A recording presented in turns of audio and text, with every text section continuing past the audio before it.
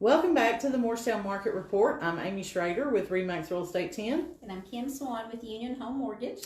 And we are flying solo today. We were supposed to be at East Tennessee Diamond in downtown and walked in, and they were absolutely covered up, which is awesome for them. But we understood that she wasn't going to be able to break away from taking care of her clients to be on air with us. So we're going to reschedule for a different date with them. And we're just going to do a market report for you today. So, what can you tell us about interest rates, Kim? Still in the sixes, except for THDA. THDA is 5.5. We did get some good news, actually, probably last Wednesday while we were on air. Last time, there was going to be an additional price adjustment starting in August for Fannie or conventional loans that if your debt-to-income ratio was 43% or greater, that has been voted down. So, at least we won't have that price adjustment to hit us with interest rates, but they're still running in the sixes. So.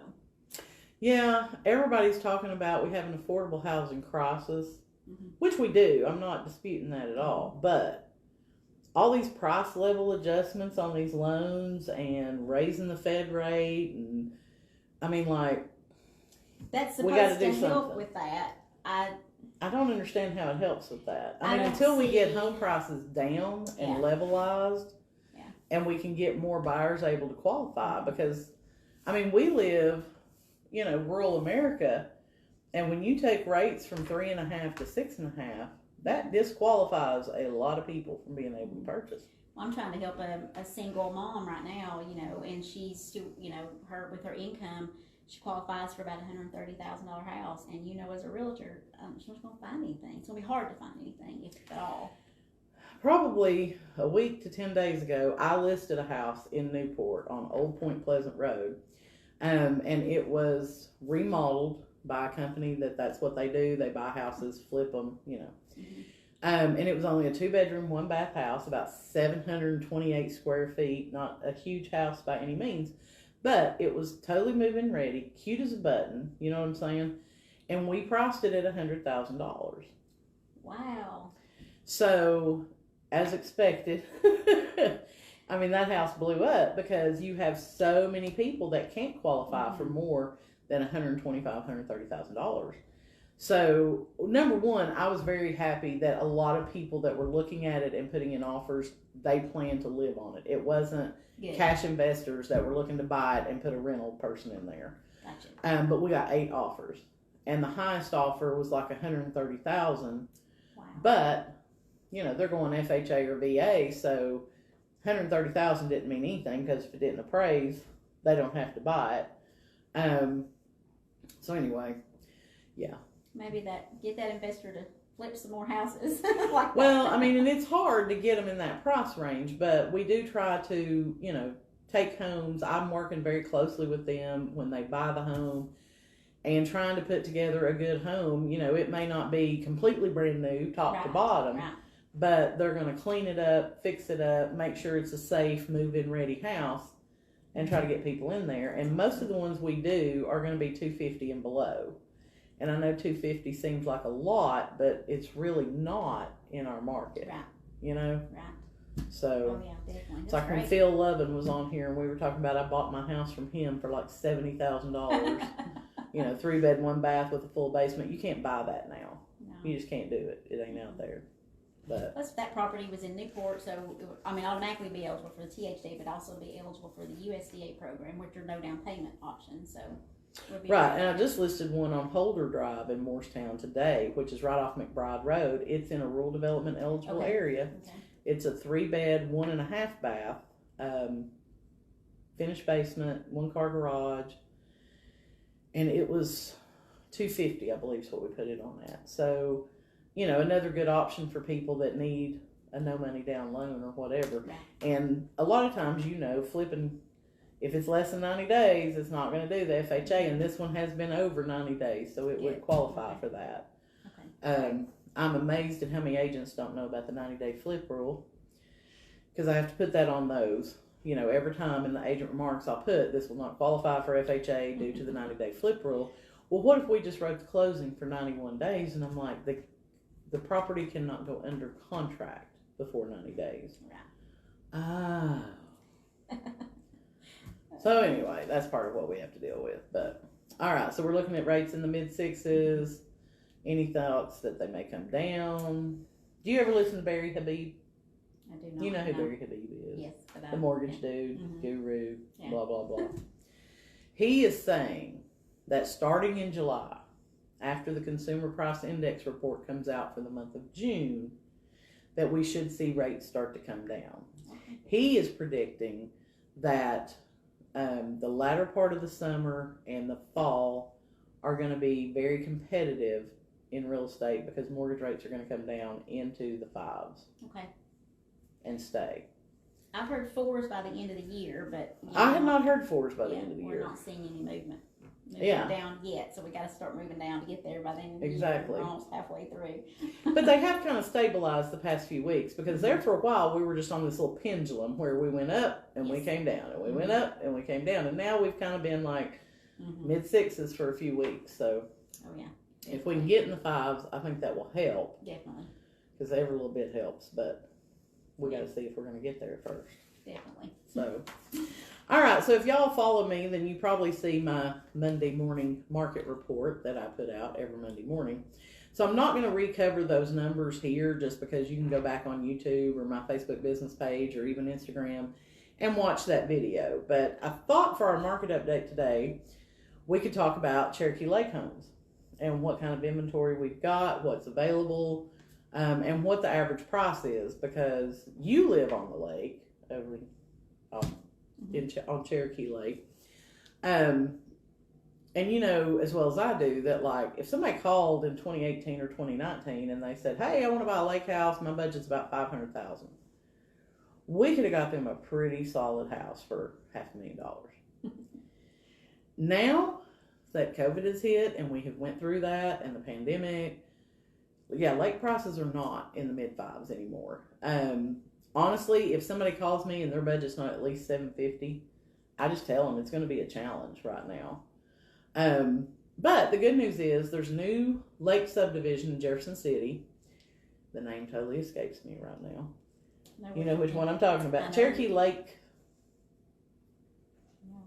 I cannot think of it. I can't think of it either. So my apologies to you, but it's a bunch of condos basically that are going in on Cherokee Lake off of Ridgewood Drive, I believe, down there in Jefferson City. So they're brand new condos, and of course, you know, the house plans are going to vary. Size, you can get 2 2s, 3 2s, 3 3s, and obviously the price is going to be different based on all that kind of stuff. But those condos, what I have seen, are listed anywhere from $450,000 up to $800,000, and that blows my mind. $800,000 for a condo. But you know, you are going to have amenities with that. You're going to have obviously lake view, lake access, a lot of great things going on there. They're having a fitness center too. I think I saw they're building a gym. Yeah, I mean they're going to have like a little clubhouse type thing. So it will be a nice place for sure. But right now we have 27 total lake homes, condos, whatever you want to call them, that are on the market and available. And I went and checked all 3 MLSs, Lakeway, Knoxville, and Tennessee, Virginia, to get that total. So there's 27 homes, properties available. 10 of those are condos. 9 of the condos are at this new development. The other one is over at the John Creek. Okay. So on Sandpiper Drive. And those have typically been about the only condos we had on the lake for a long time, and they're very popular. They sell almost immediately when they go on the market because, you know, it's such a rarity over here. And they do allow short-term rentals. Yeah. So, but the average price of the condos that are on the market right now is $568,000. The average price of a lake house is $854,000. And the prices range on the houses anywhere from $275,000 all the way up to almost $2 million. So quite a disparity there. One of the lake properties has 23 acres. It's located off Bright's Pike. And I was not aware of that one until I pulled these numbers up. So that was kind of good to know, but because it can be subdivided if somebody bought it and wanted to do that. So the average price per square foot on lake homes right now is around $252, and on a condo it's $240. So pretty neck and neck on that. Since January 1st, we have had 5 lake houses that have sold. One of those was a condo. The average time on the market was 94 days, but the average list to sell price ratio is 99%. So, if people are pricing the home right, they're getting what they're asking for it. And I've sold quite a few lake homes the past few years, and I know the biggest thing was getting people not to overprice in this market, you know. And I tell this story. I had a guy call me that had the most gorgeous lake house I have ever seen, over on Cherokee Lake in Mooresburg, and it was only built like 3 or 4 years ago. Absolutely stunning home. It was not a dockable property. TVA on that, but it was a very quiet little cove. You had water all year, gorgeous views. I mean, it had the most awesome kitchen you have ever seen. I remember the pictures. You know, the Viking appliances, and just every room you had a lake view. So it was a very unique home for our area. And we listed that house at $1.55 million. First weekend we were on the market, we got an offer of $1.4 million cash, close in 3 weeks. I call my seller. I'm so excited. You know, I'm like, why wouldn't you take this? Right. You know? No, he wasn't ready to come down off his price yet. Okay. My seller is the client, so we do what he tells me. We negotiated a little bit and never came together. We stayed on the market probably another 90 days or so and sold for $1.375 million. So, you know, I have taught this lesson again and again. I try to have that discussion with sellers. Your first offer is your best offer 9 times out of 10. And you don't want to not come together with that person. You know what I'm saying? Because then he had to go through the home inspection. The person that bought it had to finance it. We had to go through appraisals. And you had to get like a master appraiser for this particular property due to the, you know, volume of the price. And we could have avoided that whole headache had he just accepted that initial offer. So I always have my little stories that I keep in my back pocket to share with sellers when moments like that happen, because I get it. You know what I'm saying? Like, I get it. You're like, well, we just went on the market. I understand that, but it's a good offer. Don't look the gift horse in the mouth. Definitely. So, do you finance a lot of lake homes? We do. We have a few, yeah. We, like you said, that, you know, now when you start getting into $1 million properties, you know, those are a little bit harder, because then you're talking about a jumbo loan, which, like you said, probably had to have 2 appraisals. So they're a little different, bigger, you know, but and have sometimes harder to find those comparable sales to justify that value. But yeah, we do, and then do some on Douglas as well. So I wonder how Douglas compares to Cherokee. Do you think? I can tell you, I don't have the numbers in front of me. I just didn't pull them. But there are more houses for sale on Douglas. Are they? But the cost of Douglas Lake is exorbitant. I mean, it really is. And I don't know what it is about Douglas Lake that brings the value that it brings. I think some of it is because, you know, on Douglas Lake, you own the land underneath the water. Right. And so you'll see these houses on the lake that have like 7 acres. And people think, oh, that's going to be great. And then they find out that like 3/4 of an acre is above water and the rest of it's underneath the lake. And that just blows their mind. But that's just the way TVA did Douglas Lake. They didn't do that on most of the other lakes they developed. But like, I listed one over in, technically it's White Pine, but it's like right outside of Bainbury. So, but it's a little 2-bedroom, 1 bath that's on a cove that does allow for overnight rentals, and it's been completely remodeled. Cutest little house. We listed it $450,000, and it's the only house listed on Douglas Lake right now below $500,000. The only house. Wow. You know, you see houses on Douglas come up and 900, $1 million, $1.2 million, $2 million all day long. So I don't know what that differentiating factor is, other than you probably will have a good view of the Smoky Mountains. I was going to say the view, yeah, the mountains. But you know, you and I both know Cherokee probably lays easier to the water than a lot of the properties on Douglas. Right. So there's a give and a take depending on what lake you want to be on. But yeah, Douglas Lake, I have seen more inventory coming on for Douglas than I have for Cherokee. Okay. And I don't really know why that is. I think a lot of people on Cherokee are more full-time owner, live in the property than you have on Douglas Lake. A lot of those homes are vacation homes for people. Right. So they want to sell when the market's still good and get the most money they can get. Whereas people on Cherokee, if they're living there, you know, yeah, they're going to get a premium, but where are they going to go? What are they going to buy once they sell? Right. So you just don't know. I talked to a couple that I had sold a lake house to on Douglas right before COVID hit, like 2019, I think. And I have this program called HomeBot that will send people out like a monthly email to tell them, you know, kind of this is what your house is worth now. And it's like almost double what they paid for it. And they asked me to come out and look at their house. They're like, we just don't think that's right. And I'm like, oh, yeah, it's right. Wow. Yeah, it's right. Because they live like out on this little point. You know where that house caught on fire on Douglas Lake not long ago? They live right next door to that house that caught on fire. Wow. And so it's steep to the lake from their lot. So it's not like one you're going to just run out and jump on the lake. But they have a 270-degree view of the lake, the mountains, just, oh my gosh, it's so awesome.